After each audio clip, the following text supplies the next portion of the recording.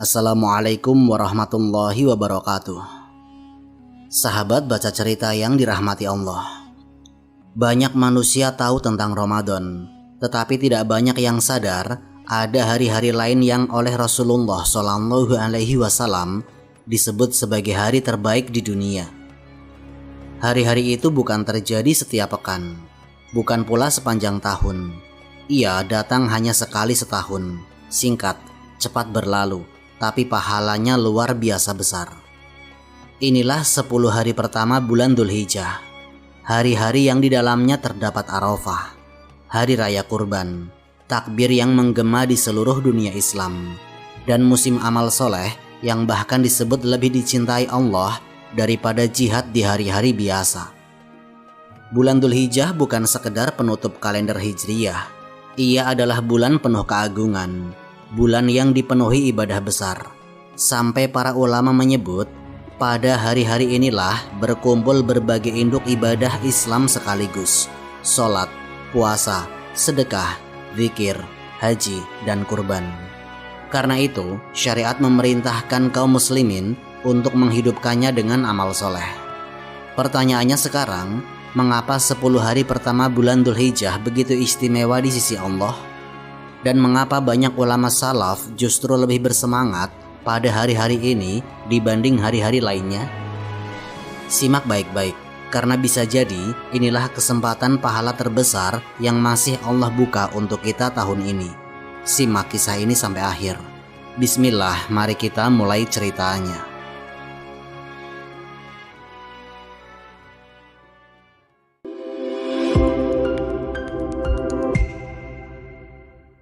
Allah bersumpah dengan hari-hari ini.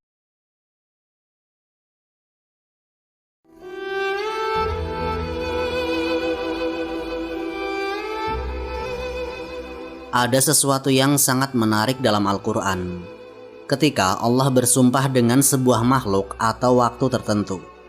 Ini menunjukkan bahwa perkara tersebut bukanlah perkara biasa. Ia memiliki kedudukan besar, mengandung pelajaran, mengandung kemuliaan, dan manusia diperintahkan untuk memperhatikannya. Di antara sumpah yang sangat agung itu terdapat dalam awal surat Al-Fajr. Allah Subhanahu wa Ta'ala berfirman, "Demi waktu fajar dan demi 10 malam." Quran surat Al-Fajr ayat 1-2. Para ulama tafsir sejak dahulu membahas apa yang dimaksud dengan 10 malam dalam ayat ini. Mayoritas ahli tafsir menjelaskan bahwa yang dimaksud adalah 10 hari pertama bulan Dzulhijjah. Pendapat ini diriwayatkan dari banyak ulama salaf dan dipilih oleh imam besar ahli tafsir Ibnu Katsir rahimahullah dalam tafsirnya. Ini bukan sekedar 10 hari biasa dalam kalender Islam, sampai-sampai Allah sendiri bersumpah dengannya. Coba bayangkan, di dunia ini ada begitu banyak waktu. Ada pagi, ada siang, dan ada malam. Ada bulan Ramadan, ada hari Jumat, ada sepertiga malam terakhir. Tapi dari sekian banyak waktu yang Allah ciptakan, Allah memilih 10 hari pertama Dzulhijjah untuk disebut dalam sumpahnya. Para ulama mengatakan ini menunjukkan betapa agung dan mulianya hari-hari tersebut. Karena itu, kaum muslimin dahulu tidak menyia-nyiakan datangnya Dzulhijjah. Mereka menyambutnya seperti tamu mulia. Mereka memperbanyak zikir, tilawah, sedekah, puasa, dan amal soleh lainnya. Sebab mereka tahu kesempatan seperti ini tidak datang setiap hari. Ironisnya, banyak manusia justru lebih sibuk menghitung promo tanggal kembar dibanding menghitung amal di 10 hari yang Allah muliakan ini. Padahal bisa jadi, inilah hari-hari yang menentukan berat timbangan amal seorang hamba di akhirat nanti. Dan yang membuatnya lebih dahsyat lagi, kemuliaan 10 hari ini bukan hanya disebut dalam tafsir ulama. Nabi sendiri secara langsung menjelaskan keutamaannya dalam hadis-hadis yang sahih.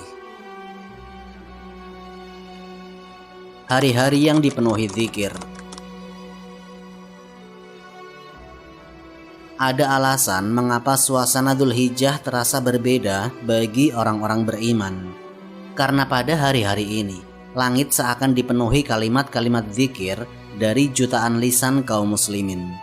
Allah Ta'ala berfirman dalam Quran Surat Al-Hajj, supaya mereka menyaksikan berbagai manfaat bagi mereka dan supaya mereka menyebut nama Allah pada hari-hari yang telah ditentukan. Quran Surat Al-Hajj ayat 28. Lalu para ulama tafsir bertanya, apa yang dimaksud hari-hari yang telah ditentukan dalam ayat ini? Mayoritas ulama menjelaskan bahwa yang dimaksud adalah 10 hari pertama bulan Dzulhijjah. Pendapat ini diriwayatkan dari sahabat mulia Abdullah bin Umar dan Abdullah bin Abbas radhiyallahu anhuma. Artinya, sejak zaman para sahabat, hari-hari ini memang dikenal sebagai musim dzikir. Bukan musim hiburan, bukan musim lalai, dan juga bukan sekedar musim liburan dan perjalanan. Tetapi musim ketika manusia memperbanyak mengingat Allah. Karena itu, di 10 hari pertama Dzulhijjah, syariat menganjurkan kaum muslimin untuk memperbanyak takbir, tahmid, tahlil, dan berbagai bentuk zikir lainnya. Allahu Akbar, Allahu Akbar, la ilaha illallah, wallahu akbar, Allahu Akbar walillahilham. Kalimat-kalimat itu bukan sekedar ucapan di lisan. Ia adalah pengingat bahwa manusia ini memang kecil, bahwa dunia ini sementara, dan bahwa sebesar apapun urusan manusia, Allah tetap yang maha besar. Dahulu, para sahabat benar-benar menghidupkan hari-hari ini dengan zikir. Disebutkan bahwa Abdullah bin Umar dan Abu Hurairah radhiyallahu anhuma pernah keluar ke pasar pada hari-hari Dzulhijjah sambil bertakbir. Maka, orang-orang di pasar pun ikut bertakbir mendengar takbir mereka. Bayangkan suasananya. Pasar yang biasanya penuh suara transaksi berubah dipenuhi kalimat pengagungan kepada Allah. Hari ini justru sebaliknya, tidak sedikit rumah kaum muslimin yang lebih ramai oleh suara musik, notifikasi, dan percakapan dunia daripada kalimat zikir. Padahal Allah sendiri telah menandai hari-hari ini sebagai hari untuk menyebut namanya. Dan mungkin inilah salah satu rahasia mengapa hati terasa keras. Karena lisan terlalu sibuk mengingat dunia, tetapi terlalu sedikit mengingat Allah. Hari-hari paling mulia di dunia.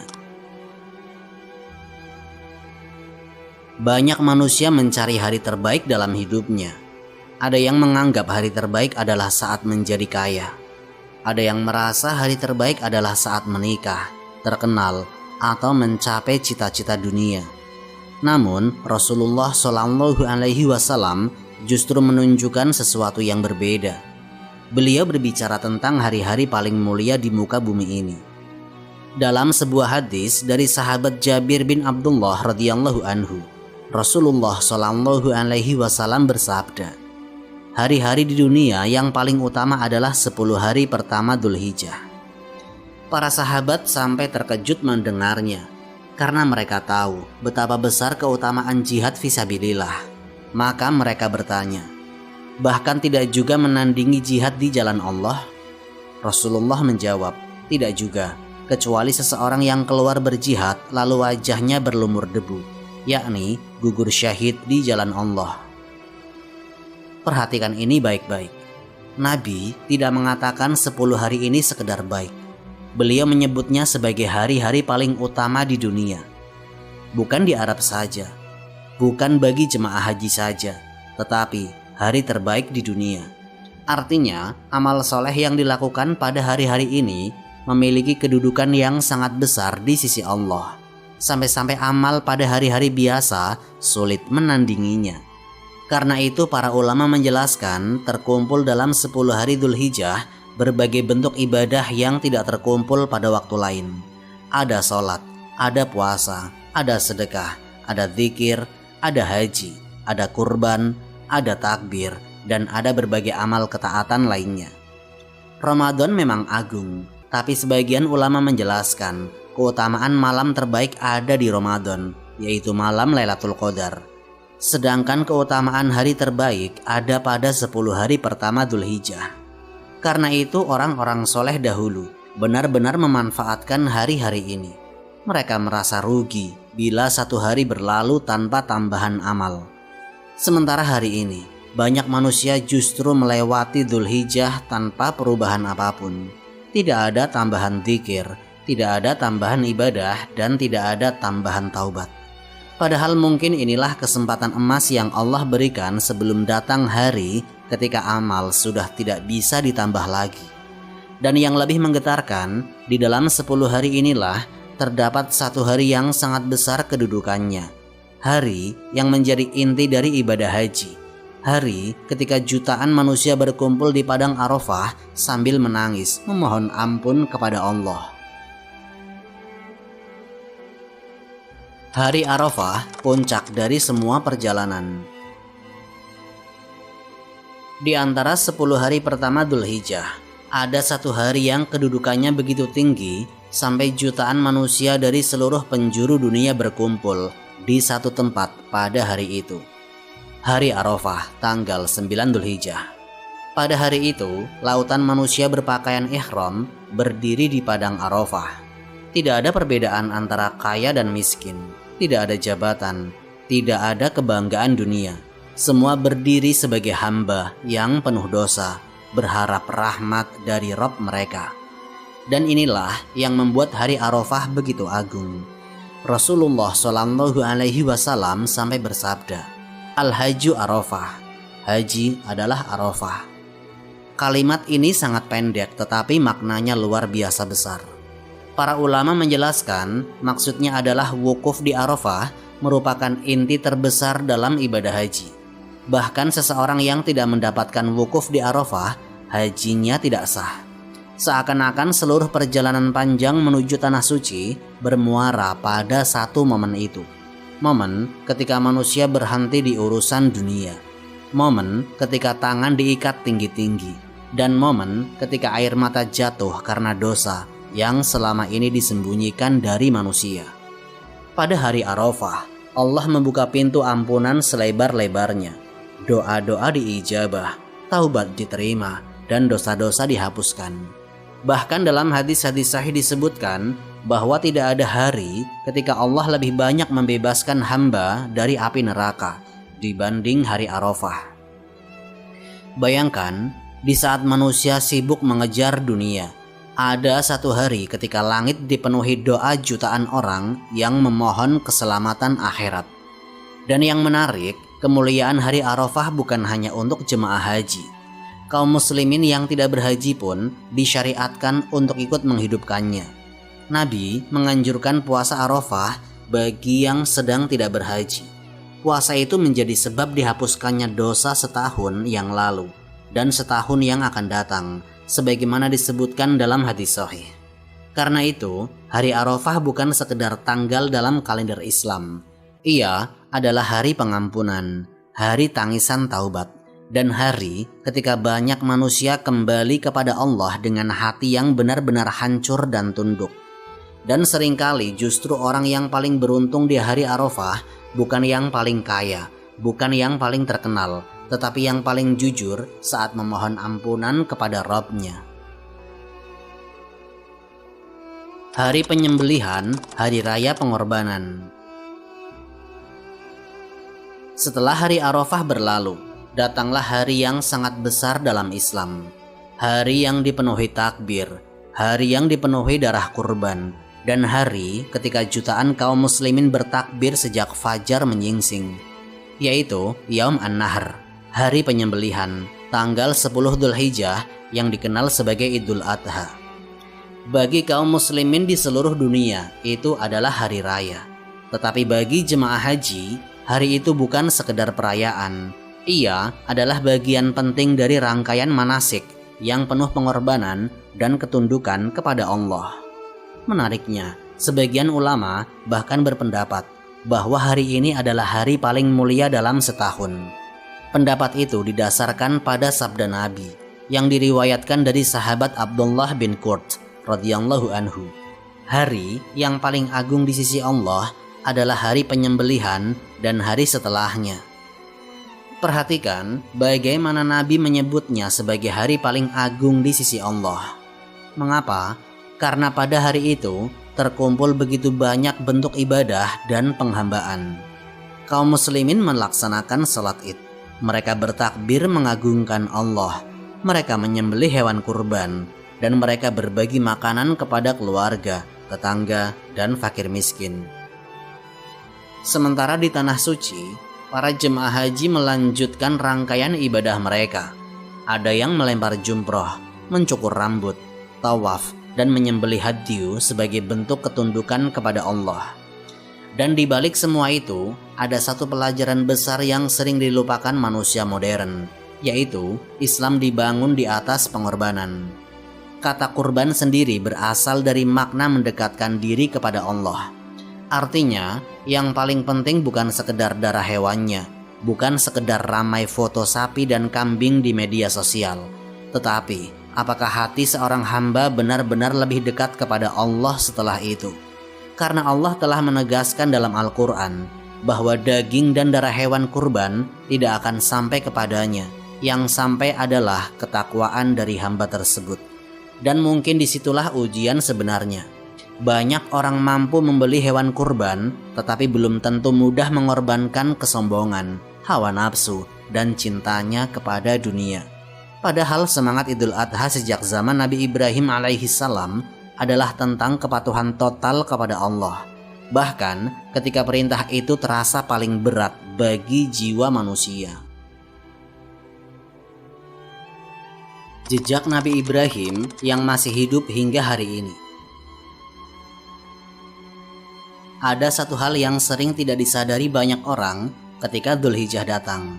Seluruh rangkaian ibadah di bulan ini sebenarnya membawa manusia kembali mengingat satu sosok yang agung, yaitu Nabi Ibrahim alaihissalam. Seolah-olah setiap takbir, setiap kurban, dan setiap manasik haji adalah jejak sejarah beliau yang masih hidup sampai hari ini. Ketika jutaan manusia tawaf mengelilingi Ka'bah, mereka sedang mengelilingi bangunan yang dahulu ditinggikan pondasinya oleh Nabi Ibrahim alaihissalam dan putranya Nabi Ismail alaihissalam. Ketika jemaah haji berlari kecil antara Safa dan Marwah, mereka sedang mengingat perjuangan seorang ibu, yaitu Hajar, yang berlari mencari air demi anaknya di tengah padang pasir. Ketika hewan kurban disembelih pada Idul Adha, umat Islam sedang mengingat ketaatan Nabi Ibrahim alaihissalam saat diperintahkan mengorbankan putranya karena Allah. Dan yang luar biasa, semua itu bukan sekedar cerita sejarah. Islam tidak menjadikan kisah Nabi Ibrahim hanya untuk dikenang, tetapi untuk dihidupkan kembali dalam bentuk ibadah nyata. Karena inti dari seluruh kisah itu adalah satu kata, yaitu ketundukan. Nabi Ibrahim alaihissalam meninggalkan negerinya karena Allah. Beliau siap kehilangan anaknya karena Allah. Dan beliau membangun Ka'bah demi tauhid kepada Allah. Maka tidak heran bila Allah mengabadikan jejak beliau dalam ibadah haji dan Dzulhijjah hingga hari kiamat. Dan disinilah pelajaran besarnya. Banyak orang ingin mendapatkan pahala besar Dzulhijjah, tetapi lupa meneladani ruh pengorbanan Nabi Ibrahim alaihissalam. Padahal yang Allah lihat bukan sekedar ramainya takbir atau banyaknya hewan kurban, tetapi seberapa besar hati seorang hamba tunduk kepada perintahnya. Karena bisa saja seseorang menyembelih hewan kurban tetapi belum mampu menyembelih kesombongannya. Bisa saja seseorang bertakbir di lisan tetapi hatinya masih dipenuhi dunia. Sedangkan Nabi Ibrahim alaihissalam menunjukkan bahwa keimanan sejati adalah ketika perintah Allah lebih dicintai daripada apapun yang dimiliki manusia. Dan mungkin itu sebabnya Dzulhijjah selalu terasa berbeda. Karena setiap tahun Allah seakan mengajak manusia kembali melihat satu pertanyaan besar, yaitu seberapa jauh engkau siap taat kepada Rabb-Mu. Tidak semua orang mendapat kesempatan kedua. Setiap tahun, Dzulhijjah datang lalu pergi. Takbir kembali menggema, masjid kembali ramai, hewan kurban kembali memenuhi jalan-jalan. Tetapi, ada satu kenyataan yang sering tidak dipikirkan manusia, yaitu tidak semua orang yang bertemu Dzulhijjah tahun lalu masih hidup untuk bertemu Dzulhijjah tahun ini. Ada yang tahun lalu masih ikut bertakbir bersama keluarganya, sekarang sudah berada dalam kubur. Ada yang tahun lalu masih berencana ingin taubat, nanti saja. Ternyata nanti itu tidak pernah datang. Karena itulah para ulama salaf tidak memandang musim-musim ibadah seperti sesuatu yang biasa. Mereka melihatnya sebagai kesempatan yang mungkin tidak akan terulang. Dan sebenarnya inilah yang membuat 10 hari Dzulhijjah begitu menyentuh. Ia datang sebentar, tetapi membawa peluang pahala yang sangat besar. Seolah Allah sedang berkata kepada hamba-hambanya, "Datanglah, perbaiki dirimu, dekatkan kepadaku sebelum waktumu habis." Maka orang yang cerdas bukan hanya orang yang sibuk mengejar urusan dunia, tetapi orang yang mampu memanfaatkan kesempatan akhir sebelum pintunya tertutup. Karena nanti akan datang hari ketika manusia ingin kembali ke dunia hanya untuk menambah satu tasbih, satu sujud, dan satu sedekah kecil. Tetapi semua sudah terlambat. Itulah sebabnya para ulama mengatakan bahwa musim kebaikan adalah nikmat besar dari Allah. Dan orang yang benar-benar merugi adalah orang-orang yang melewatinya tanpa perubahan apapun. Maka ketika Dzulhijjah datang, jangan hanya sibuk melihat siapa yang berkurban. Tanyakan juga kepada diri sendiri, apa yang sudah berubah dalam hubungan kita dengan Allah? Apakah lisan ini semakin banyak zikir? Apakah sholat mulai dijaga lebih baik? Apakah dosa-dosa lama mulai ditinggalkan? Dan apakah hati mulai lebih lembut ketika mendengar ayat-ayat Allah? Karena bisa jadi amal yang paling berat timbangannya di akhirat nanti bukan amal yang paling besar di mata manusia, tetapi amal kecil yang dilakukan dengan ikhlas pada hari-hari yang sangat dicintai Allah. Wallahu a'lam bishawab. Semoga pembahasan kali ini memberikan manfaat dan menjadi pengingat bagi kita semua untuk terus memperbaiki diri serta meningkatkan ketaatan kepada Allah Subhanahu wa Ta'ala. Lebih dan kurangnya mohon dimaafkan. Yang benar datangnya dari Allah Subhanahu wa Ta'ala. Khilaf atau keliru itu datangnya dari saya pribadi sebagai manusia biasa. Sampai jumpa di kisah-kisah inspiratif berikutnya. Akhirul kalam. Wassalamualaikum warahmatullahi wabarakatuh.